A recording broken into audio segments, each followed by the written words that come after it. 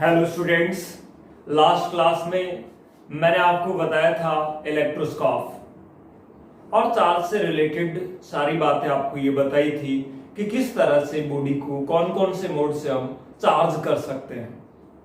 आज हम बात करते हैं प्रॉपर्टीज ऑफ इलेक्ट्रिक चार्जेस, यानी इलेक्ट्रिक चार्जेस की कौन कौन सी प्रॉपर्टीज हैं।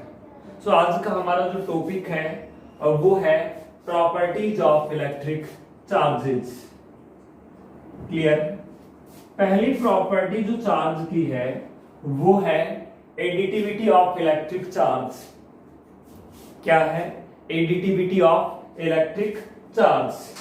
सो फर्स्ट प्रॉपर्टी में जो यहां लिख रहा हूं वो क्या है? एडिटिविटी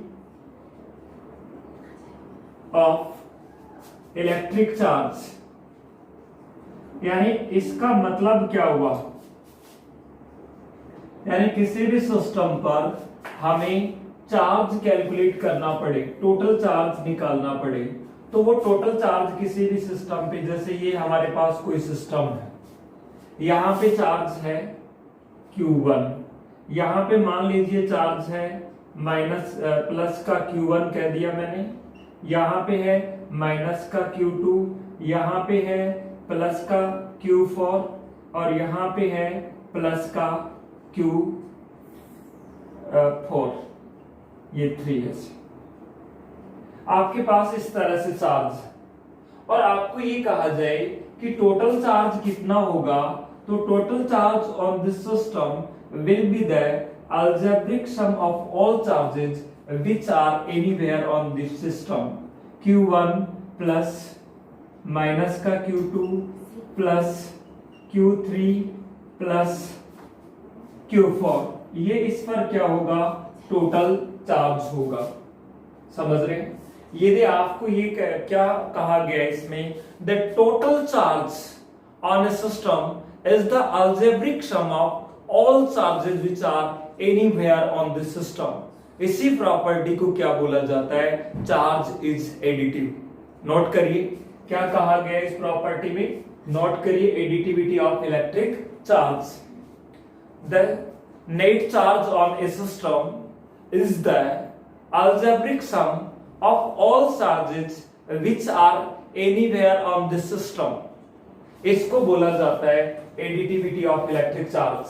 इस प्रॉपर्टी को बता करके मैंने एक छोटा सा क्वेश्चन दे दिया आपको, जैसे ये कोई सिस्टम है, यहाँ पे 2 कूलम का चार्ज है और यहाँ पे -3 कूलम का चार्ज है, और आपको कह दिया जाए इस पर नेट चार्ज कितना होगा, तो सिंपल है क्या? प्लस का 2 प्लस माइनस का 3, यानी कितना होगा? माइनस का 1 कूलम। वो इस पर क्या होगा? नेट चार्ज होगा। तो ये हमने जैसे आपको ये कह दिया, कोई सिस्टम है, इस पे यहाँ पे चार्ज है माइनस का 2 माइक्रोकूलम और यहाँ पर है प्लस का 2 माइक्रोकूलम, इस पर नेट चार्ज कितना होगा? तो क्या होगा? प्लस का 2 प्लस माइनस का 2, यानी 0 कूलम। इसी प्रॉपर्टी को बोला जाता है एडिटिविटी ऑफ इलेक्ट्रिक चार्ज। समझ गए? यानी the net charge on A system is the algebraic sum of all charges which are anywhere on the system। इसी को बोला जाता है एडिटिविटी ऑफ इलेक्ट्रिक चार्ज। सो ये प्रॉपर्टी आपको क्लियर हो गई। यदि ये प्रॉपर्टी क्लियर हो गई तो अब मैं नेक्स्ट प्रॉपर्टी की बात करता हूं, वो है invariance of electric charge. Invariance of electric charge है ना, एडिटिविटी ऑफ इलेक्ट्रिक चार्ज ये समझ में आ गया, तो मैं बात करूंगा इनवेरिएंस ऑफ इलेक्ट्रिक चार्ज। देखो, इनवेरिएंस ऑफ इलेक्ट्रिक चार्ज का मीनिंग क्या है? सेकंड जो प्रॉपर्टी मैं आपको बताने जा रहा हूं वो है इनवेरिएंस ऑफ इलेक्ट्रिक चार्ज।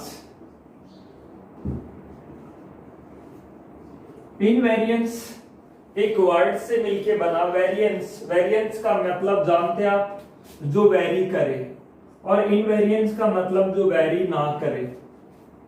यानी आपको ये कि वेरिएंस का मतलब है जो वेरी करे, जिसमें वेरिएशन आए, और इनवेरिएंस का मतलब जो वेरी ना करे, जिसमें वेरिएशन ना आए। तो इलेक्ट्रिक चार्ज, जैसे मास की मैं बात बताऊं, मास एक मास का फॉर्मूला ये होता है 1 minus v square divided by c square, where m naught is the mass of the particle when particle is at rest, and this is the velocity or speed of the particle, and c is the velocity of the light, and m is the mass of that particle when that particle is in motion. Clear है? तो आपके पास ये एक formula है किसके लिए? मास के लिए, कि मास ये रेस्ट मास है, m नोट कब मास था? Rest mass of the particle, rest mass of the particle. Clear है? और आप कहें m क्या है? Moving mass of the particle, moving mass यानी पार्टिकल जब मोशन में हो, और v क्या है? Speed of the particle, speed of particle, and c understood है स्पीड ऑफ लाइट। हमें ये पता है कि जो v की जो वैल्यू है वो बहुत कम होती है लाइट की स्पीड से, यानी जो भी पार्टिकल्स हैं उनकी स्पीड काफी कम होती है लाइट की स्पीड से, और ये कम होने के कारण ये वैल्यू बहुत कम और ये वैल्यू बहुत ज्यादा, तो ये फैक्टर नियर अबाउट क्या आ जाता है? 0। तो उसके केस में हम इसको 0 मान लेते हैं, तो m को लगभग क्या लेते हैं? नियर अबाउट m नॉट, यानी मूविंग मास और रेस्ट मास हम क्या लेते हैं? सेम। लेकिन रियल में देखें तो मास सेम नहीं होता। मास, किसी भी पार्टिकल का मास किस पर डिपेंड करता है? उसकी स्पीड पर डिपेंड करता है। माइंड में फीड कर लो कि mass of A particle depends on the speed of particle. जैसे जैसे स्पीड चेंज होगी वैसे वैसे मास भी क्या होगा? चेंज होगा। बात क्लियर है? अच्छा, तो मास क्या हुआ? वेरी करता है या वेरी नहीं करता? स्पीड के साथ में वेरी करता है। तो मास कैसी क्वांटिटी है? मास को यदि मैं ये कहना चाहूं तो mass is a variant, mass is variant, ये वेरिएंस होता है। लेकिन किसी भी बॉडी पे जो चार्ज होता है वो मास की तरह से वेरी नहीं करता, यानी किसी भी पार्टिकल पे जो चार्ज है वो उसकी स्पीड पर डिपेंड नहीं करता। स्पीड चेंज होने पर उस पर जो चार्ज है वो चेंज हो जाएगा, ऐसा नहीं है।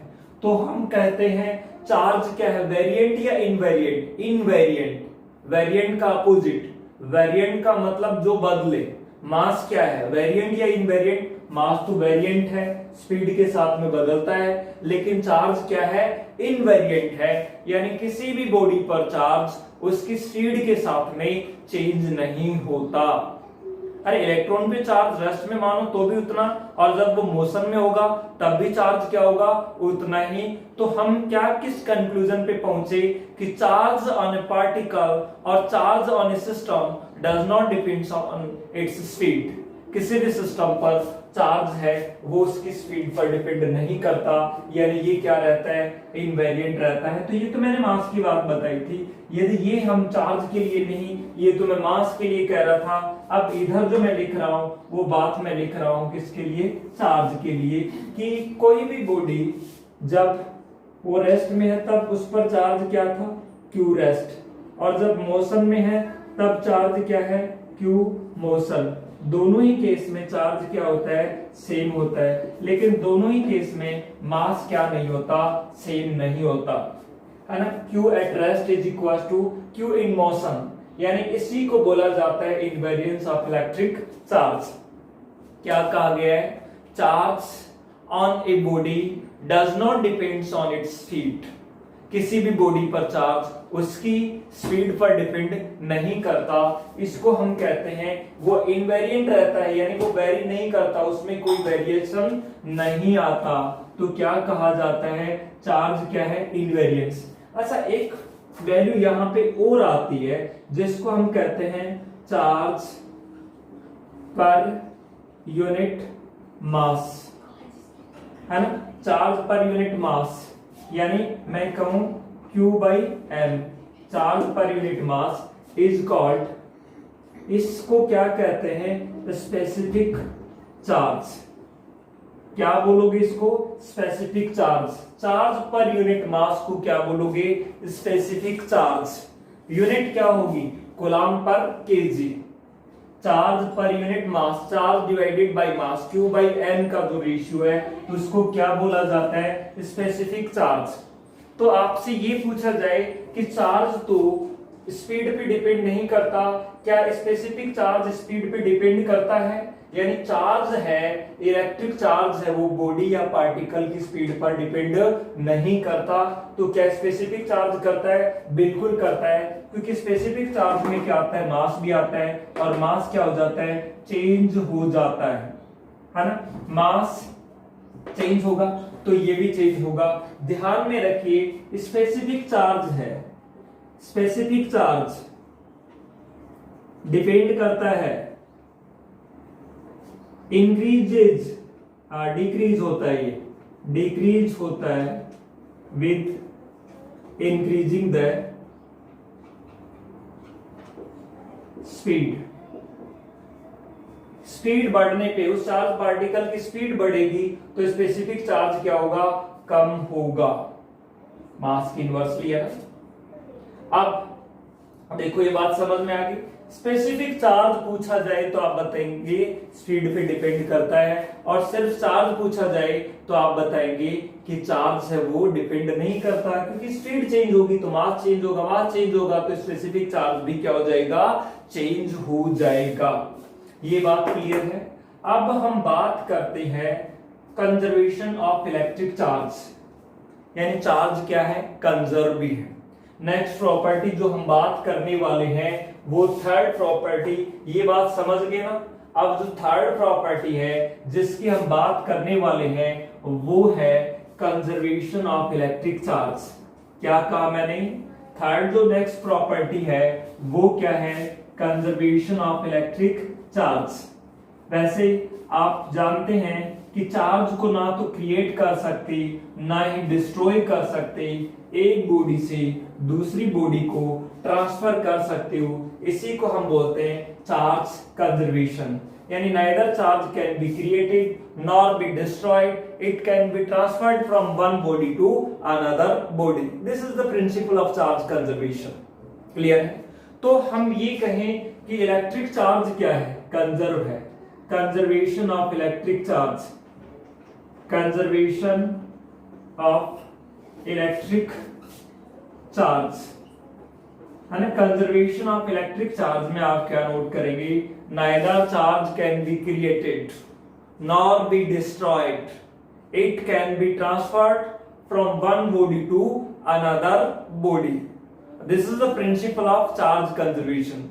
हाँ, चार्ज कंजर्वेशन का प्रिंसिपल है, ये एक एक्सपीरियंस के बेसिस पे बेंजामिन फ्रैंकलिन का दिया हुआ है, इसका कोई भी एक्सेप्शन नहीं है। इवन न्यूक्लियर रिएक्शंस में भी इसका कोई एक्सेप्शन नहीं है। इन्होंने प्रपोज किया था charge conservation principle, Benjamin Franklin ने। क्या कहा मैंने, फिर से देखिए, ना तो चार्ज को क्रिएट कर सकते ना ही चार्ज को डिस्ट्रॉय कर सकते, चार्ज को एक बॉडी से दूसरी बॉडी में ट्रांसफर किया जा सकता है। आप ये कहें, मान लीजिए ये कोई ऑब्जेक्ट है मेरे पास, इस पे चार्ज 0 है, आप समझना, इस पे चार्ज कितना है, 0 है, और इस क्लॉथ पे भी चार्ज कितना है, 0 है। टोटल चार्ज कितना हुआ, 0। अब मैंने ये किया, इसको इसके साथ में रब करना शुरू किया, इसने 2 इलेक्ट्रॉन लॉस कर दिए, इसने 2 इलेक्ट्रॉन लॉस कर दिए, तो इस पे चार्ज कितना आया, +2e का, और इसने वो गेन कर लिए तो इस पे चार्ज कितना आया, -2e का। टोटल चार्ज कितना हुआ, अब भी 0 है, पहले भी टोटल चार्ज 0 था। क्या इस फ्रिक्शनल प्रोसेस में चार्ज क्रिएट हुआ है, नो। क्या चार्ज डिस्ट्रॉय हुआ है, नो। तो चार्ज क्या हुआ है, एक बॉडी से दूसरी बॉडी में ट्रांसफर हुआ है। बात समझ में आई, चार्ज क्या हुआ है, यहां पर ट्रांसफर हुआ है। अब देखो ये कंजर्वेशन ऑफ इलेक्ट्रिक चार्ज, जैसे मैं कुछ एग्जांपल दूं आपको न्यूक्लियर रिएक्शंस की।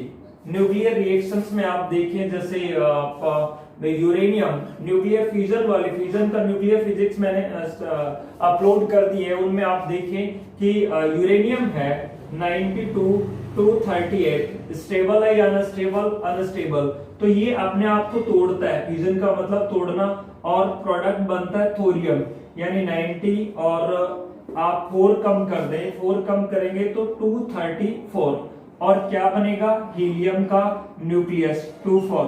हीलियम के न्यूक्लियस को कौन सा पार्टिकल बोला जाता है, अल्फा पार्टिकल बोला जाता है। ये कौन सा पार्टिकल है, अल्फा पार्टिकल।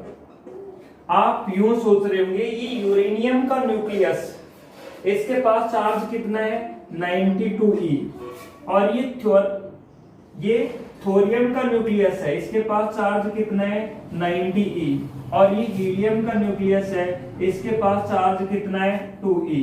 आप ये देखें टोटल चार्ज ये वाला कितना था, रिएक्टेंट के पास 92e, और प्रोडक्ट के पास भी कितना है 92e।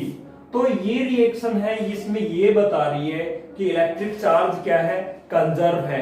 क्या during the reaction charge create हुआ है, नहीं।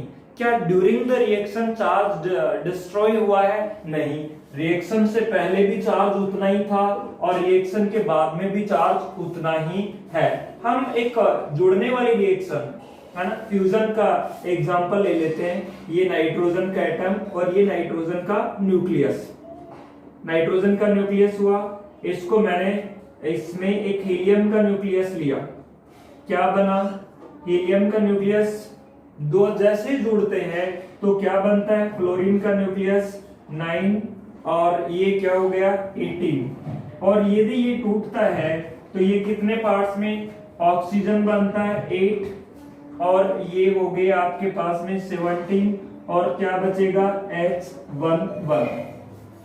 आप ये देखें यहां इस रिएक्शन में देखें, ये इस रिएक्शन में कितने चार्ज है, प्लस का 7e है, और इसके पास में भी प्लस का 2e है, यानी टोटल 9e है, और इसके पास में भी चार्ज 9e है, और इसके पास में चार्ज देखो प्लस का 8e है, और इसके पास में प्लस का e है, तो यहाँ भी चार्ज कितना है 9e है। तो यहाँ आप देख रहे होंगे ये चार्ज क्या है, टोटल आपके पास में कंजर्व। अब देखिए यदि ये कर लिया आपने, अब हम क्वांटाइजेशन ऑफ इलेक्ट्रिक चार्ज की बात करें। अगली जो प्रॉपर्टी है कंजर्वेशन ऑफ इलेक्ट्रिक चार्ज, समझ में आ गया ना, कि ये नहीं समझ में आया, ये इसमें सोच रहे होंगे आप कि है क्या, अरे ये क्या होता है, नाइट्रोजन का एटम, और ये है वो नाइट्रोजन का क्या है, न्यूक्लियस है। इसमें और इसमें फर्क क्या है, इसके पास चार्ज 0 है और इसके पास चार्ज कितना है, प्लस का 7e। न्यूक्लियस क्या होता है, जब उससे इलेक्ट्रॉन बाहर आ जाए तो जो बचा वो न्यूक्लियस, 7 इलेक्ट्रॉन थे, 7 बाहर आ गए तो इस पे चार्ज कितना आ गया, प्लस का 7e। तो ये देखो क्या है, नाइट्रोजन का न्यूक्लियस, ये हीलियम का न्यूक्लियस, दोनों जुड़े और किसका न्यूक्लियस बना लिया, फ्लोरीन का। आगे न्यूक्लियर फिजिक्स में मैंने बताया, वहां देखें आप सेकंड पार्ट में, है ना, न्यूक्लियर फ्यूजन और न्यूक्लियर फिशन। फिशन का मतलब टूटने वाला, ये फिशन था और ये फ्यूजन था। अब हम बात करते हैं कंजर्वेशन ऑफ इलेक्ट्रिक चार्ज के बाद में क्वांटाइजेशन ऑफ इलेक्ट्रिक चार्ज। क्या बताया मैंने, क्वांटाइजेशन ऑफ इलेक्ट्रिक चार्ज, यानी इलेक्ट्रिक चार्ज क्या है, क्वांटाइज्ड है। सो अगला जो मैं बात कर रहा हूं वो है क्वांटाइजेशन ऑफ इलेक्ट्रिक चार्ज।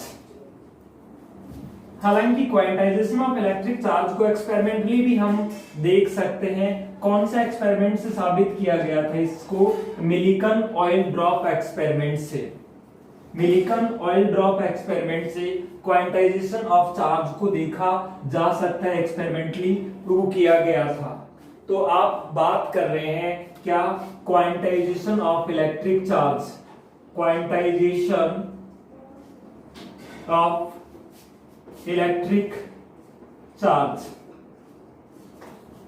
आप ये माने आप इस तरह से कि आप नोट जो है, हालांकि नोट की मैं बात कर रहा हूं, जैसे 10 रुपये से नोट नीचे का हो ही नहीं, तो आप कहेंगे किसी भी पर्सन के पास पॉसिबल अमाउंट ऑफ मनी 10 या 10 का इंटीजर मल्टीपल होगा। यदि आपको ये कह दिया जाए कि कोई भी नोट है वो 10 से नीचे का है ही नहीं, यानी जो नोट है वो कितने का है, 10 का है।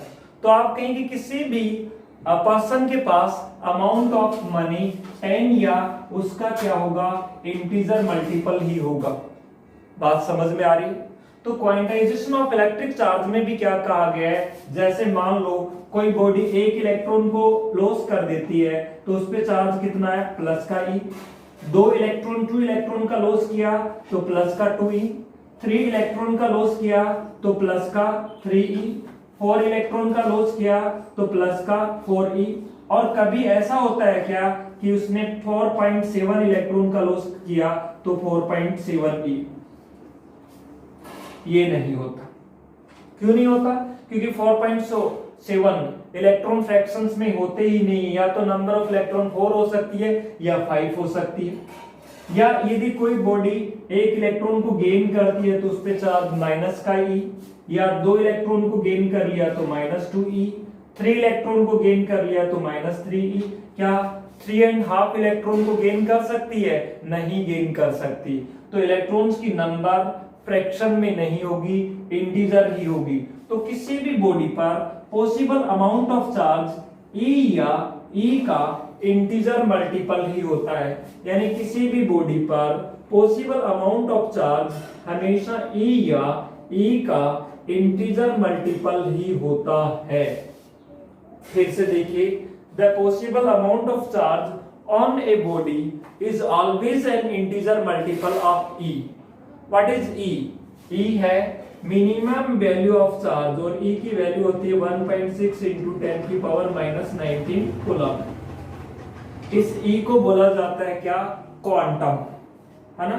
क्वांटम पे चार्ज आपसे ये कह दिया जाए एक क्वांटम पे चार्ज लिखिए तो आप कितना लिखेंगे, 1.6 इंटू 10 की पावर -19। एक क्वांटम पे जो चार्ज है, क्वांटम पर चार्ज लिखिए तो एक क्वांटम पे चार्ज कितना होता है, इतना होता है 1.6 into 10 to the power -19। Quantum होता क्या है, minimum possible amount of charge on a particle, उसको हम क्या बोलते हैं, क्वांटम।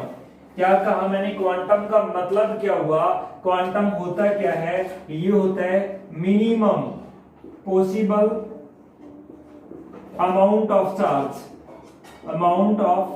चार्ज को हम क्या कहते हैं, क्वांटम कहते हैं। और क्वांटम की वैल्यू क्या होती है, 1.6 into 10 to the power -19।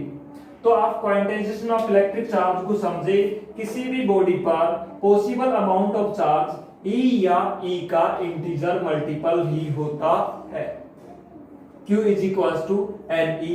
E को क्वांटम बोला जाता है और इसकी वैल्यू होती है 1.6 into 10 to the power -19 coulomb.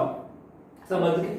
अब देखो, आपसे मैं कुछ क्वेश्चन करूं, आपको कहा जाए कि किसी भी बॉडी पर इतना चार्ज पॉसिबल है या नहीं है।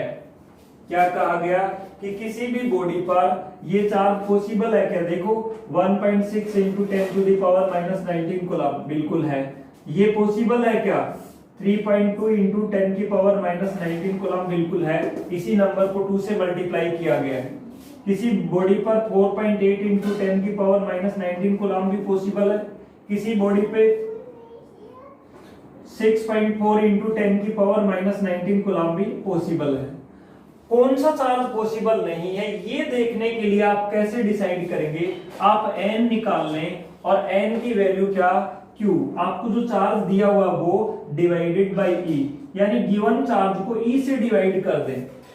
1.6 इंटू 10 की पावर -19 वैल्यू होती है और ये वैल्यू इंटीजर आ जाती है, फ्रैक्शन में नहीं आती, पॉइंट में नहीं आती। तो आप कहेंगे इतना, ये जो चार्ज है किसी भी बॉडी पे पॉसिबल है। ये कहेंगे ये भी तो पॉइंट में है, हाँ ये पॉइंट में हो सकता है। लेकिन आप चार्ज और इसका रेशियो जो चार्ज है वो और e का रेशियो क्या है, इंटीजर आए, तो आप कहेंगे वो चार्ज उस बॉडी पर पॉसिबल हो सकता है।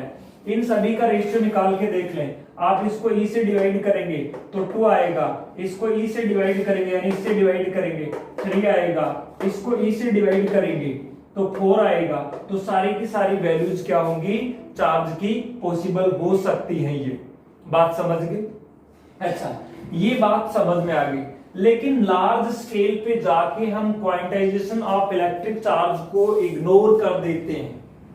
मैक्रोस्कोपिक लेवल की जब हम बात कर रहे होते हैं तो क्वांटाइजेशन ऑफ इलेक्ट्रिक चार्ज के बारे में ज्यादा नहीं सोचते। क्यों नहीं सोचते?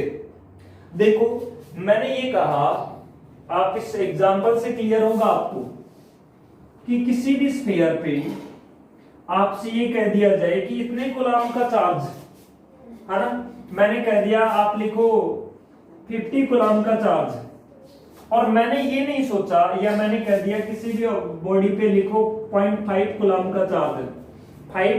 0.5 कूलम कोई छोटा चार्ज नहीं है, बहुत ज्यादा चार्ज है।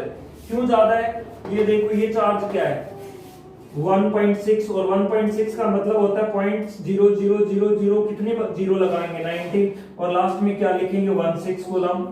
तो ये वाला जो चार्ज है बहुत ही कम है। एक इलेक्ट्रॉन या एक प्रोटॉन पे चार्ज के कंपैरिजन में 0.5 कूलम चार्ज बहुत ज्यादा है।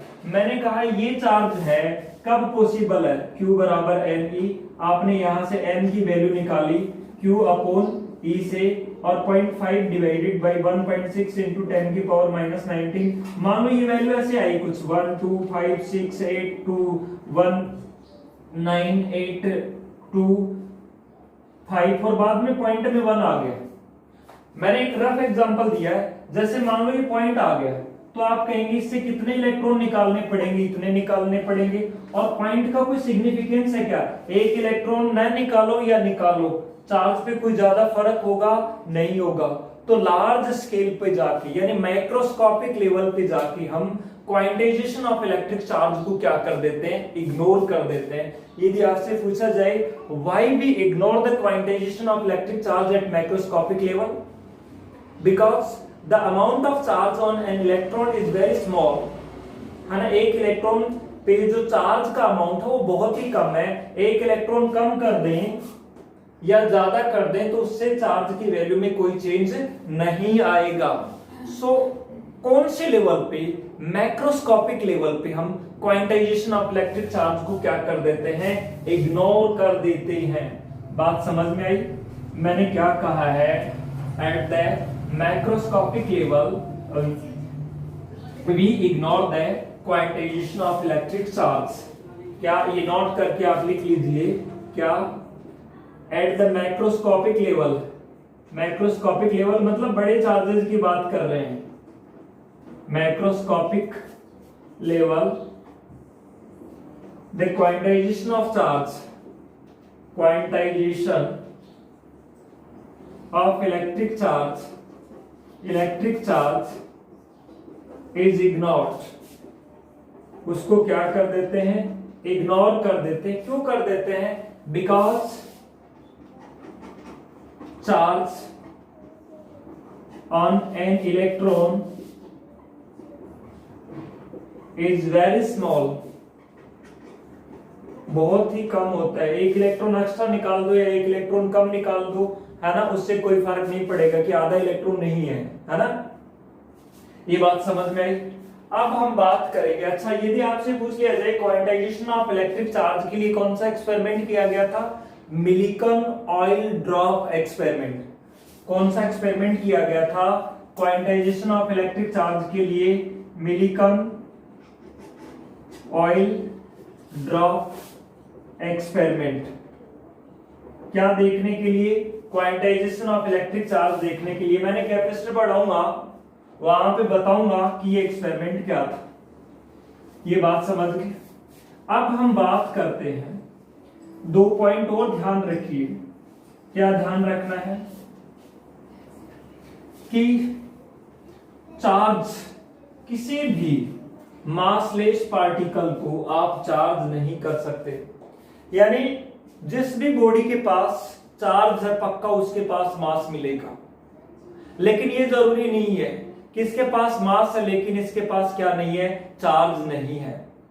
यानी मैं ये कहना चाहता हूं कि आप किसी भी मासलेस ऑब्जेक्ट को चार्ज नहीं कर सकते। Massless particle can not be charge.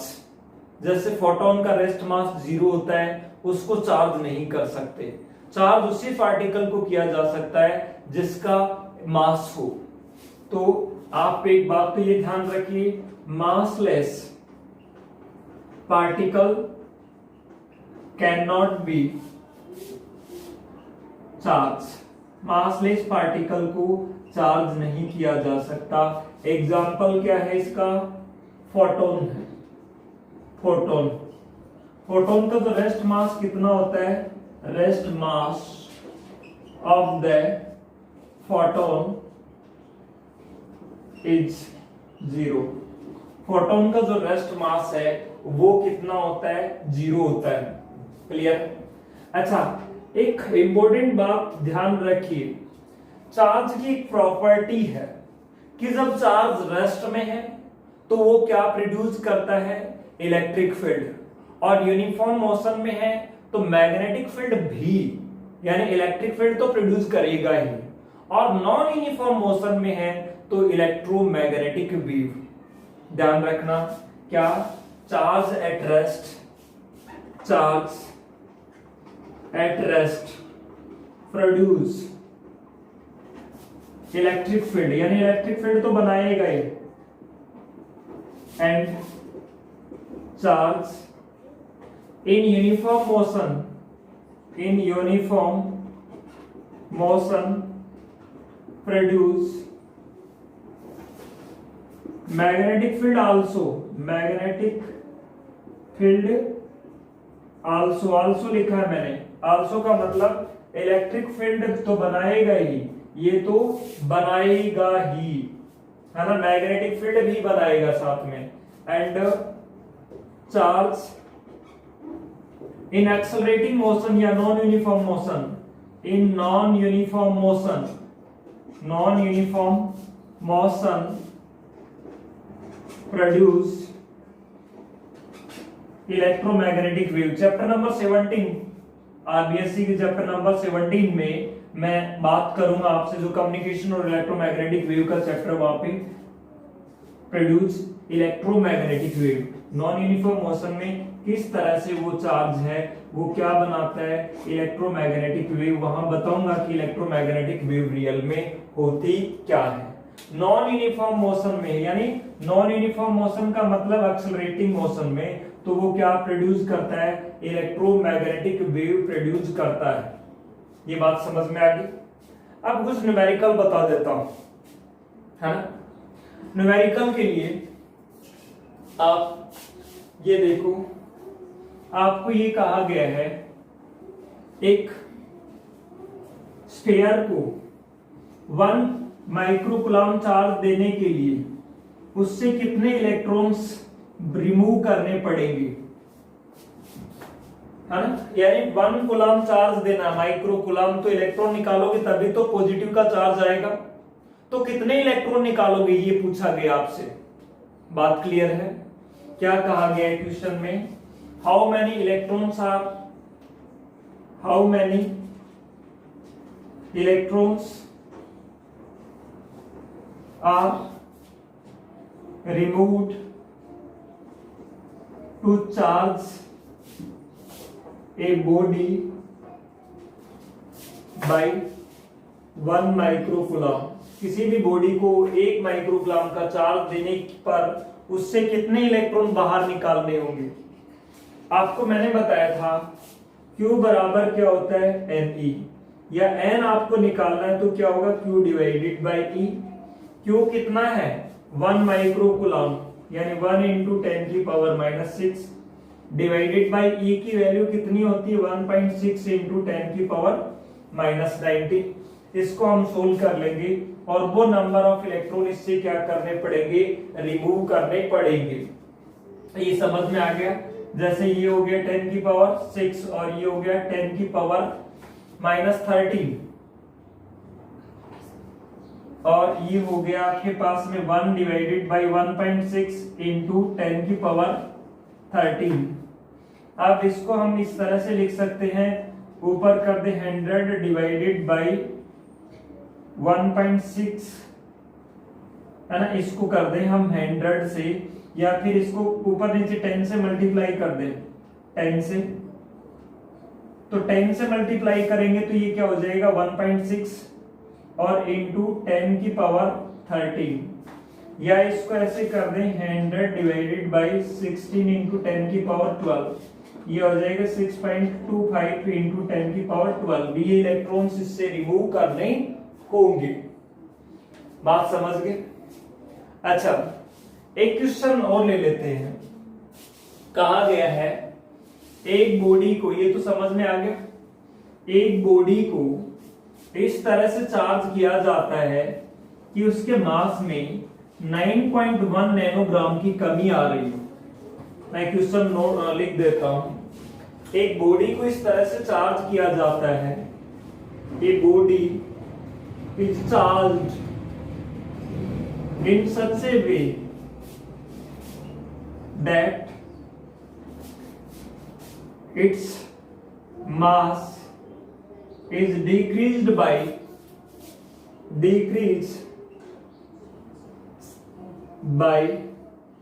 9.1 nanogram. फिर आपसे 3 क्वेश्चन कर लिए आपसे। Find the nature of charge on body, nature of charge on body. Second कर लिया, how many electrons are removed from the body. और थर्ड क्वेश्चन कर लिया आपसे क्या कि magnitude of charge on body, magnitude of charge on body. देखो, एक बॉडी को इस तरह से चार्ज किया जाता है कि उसके मास में 9.1 नैनोग्राम की कमी आ रही है। मुझे ये बताओ, मास कम हो रहा है कब होता है? क्योंकि चार्जिंग का कारण ही होता है इलेक्ट्रॉन का आना या इलेक्ट्रॉन का जाना। दोनों ही केस में चार्ज होता है, आते हैं तो भी चार्ज, हो जाते हैं तो भी चार्ज। मास कम हो रहा है, डिक्रीज हो रहा है, इसका मतलब इलेक्ट्रॉन जा रहे हैं, और इलेक्ट्रॉन जाते हैं तो बॉडी पे चार्ज कैसा आता है? पॉजिटिव। इसका आंसर तो क्लियर हो गया। अब इसके बाद में आपको कहा गया है how many electrons are removed from the body. देखो, यदि एक इलेक्ट्रॉन यदि एक चला गया तो उसका मास में कितने का चेंज आएगा? मास में चेंज आएगा ना, me कम होगा मास। एक इलेक्ट्रॉन का मास 2 चले गए तो 2me, और मान लो n इलेक्ट्रॉन चले गए तो मास में आने वाली कमी कितनी होगी? n into me, where me is the mass of single electron। तो नंबर ऑफ इलेक्ट्रॉन को हम कैसे निकाल सकते हैं? मास में आने वाला change divided by mass of 1 electron. तो मास, ये वाला फॉर्मूला बन जाएगा सेकंड के लिए आपके पास, n is equals to delta m divided by mass of electron. Delta m कितना है? 9.1 nanogram divided by mass of electron कितना होता है? 9.1 इंटू 10 की पावर -31 केजी। ये किलोग्राम है और वो नैनोग्राम में है। तो इसको हम इस तरह से कर सकते हैं, नैनो को हटाओ पहले तो। 9.1 इंटू नैनो को हटाने के लिए मल्टीप्लाइंग फैक्टर -9 ग्राम, और ग्राम को हटाओगे, ग्राम को हटाओगे तो मल्टीप्लाइंग फैक्टर कितना आएगा? -3, है ना, केजी ये। और इसको आप लिख सकते हो 9.1 इंटू 10 की पावर -9 इंटू 10 की power -3 KG divided by 9.1 into 10 की पावर -31 केजी। अब देखो, ये केजी से तो केजी कैंसिल हो गया, ये हो बचेगा आपके पास में 9.1 से 9.1 कैंसिल हो गया, और ये होगा देखो 10 की पावर -12 डिवाइडेड बाय 10 की पावर -31। इसको हम सोल्व करेंगे तो ये माइनस ऊपर जाकर के ये बन जाएगा 10 की पावर 19। इतने इलेक्ट्रॉन आपको रिमूव करने पड़ेंगे। सेकंड का आंसर भी आ गया। थर्ड में कहा गया है magnitude of charge on the body, यानी थर्ड में आपको ये कहा गया क्यू निकालो। क्यू का फॉर्मूला क्या होता है? n इंटू ई, और n की वैल्यू आपके पास कितनी आई है? 10 की पावर 19, और e की वैल्यू कितनी होती है? 1.6 इंटू 10 की पावर -19। ये कैंसिल हो गया 1.6, और यूनिट क्या हो जाएगी? कूलम। ये बात समझे या नहीं समझे? समझ गए?